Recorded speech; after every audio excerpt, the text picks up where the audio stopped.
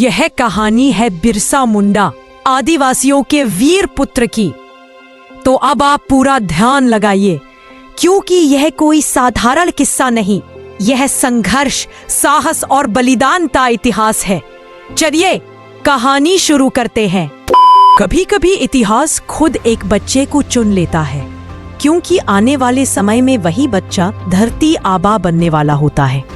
15 नवंबर 1875 को झारखंड के उलिहातू गांव में एक साधारण परिवार में बिरसा मुंडा का जन्म होता है। बचपन में ही बिरसा ने गरीबी, जंगल कानून, जमींदारों का अत्याचार और अंग्रेजों की जबरदस्ती को अपनी आंखों से देखा। बुजुर्गों को अपनी ही जमीन से बेदखल होते देख उसके दिल में अन्याय के खिलाफ आग जल उठी।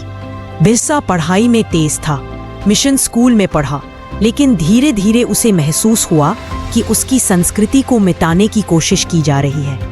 वह कहता है, अगर मेरी शिक्षा से मेरी पहचान मिटती है तो ऐसी शिक्षा नहीं चाहिए।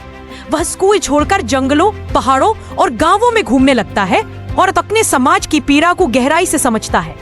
धीरे धीरे वह लोगों को नशा छोड़ने, एकता बनाने और अपने अधिकार पहचानने की सीख देता है। लोग कहने लगे, ये लड़का सिर्फ इंसान नहीं, भगवान का दूत है। बिरसा अब केवल एक युवक नहीं, बल्कि लोगों के दिलों की उम्मीद बन चुका था। उसकी आवाज जंगलों में गूंजती, अबुआ दिसुम अबुआ राज, यानी हमारा देश हमारा राज। और यही वह पल था जब जमीन की पीड़ा एक आवाज बनी, और उस आवाज का नाम था बिरसा मुंडा। जिस बच्चे की तकलीफ ने आग जलाई थी, अब वही आग जंगलों में तूफान बनने वाली थी। बिरसा गांव-गांव घूमकर लोगों को जागरूक करता है और कहता है, जंगल हमारा है, जमीन हमारी है, हमारी मेहनत पर किसी और का हक नहीं। उसकी बातों में जादू था और लोग उसके पीछे जुटने लगे। अंग्रेज अधिकारियों के बीच डर फैलने लगा और वे सोचने लगे, ये लड़का खतरनाक है, इसे रोकना पड़ेगा। विश्वासघात से बिरसा को पकड़ लिया गया और उसे जेल में डाल दिया गया। जेल में भी वह अपने लोगों के दिल में आजादी की लौ जलाता रहा। लोग उसे धरती आबा कहने लगे और उसकी पूजा सी होने लगी। जेल से निकलते ही बिरसा और मजबूत बनकर सामने आया और बड़े विद्रोह की तैयारी करने लगा।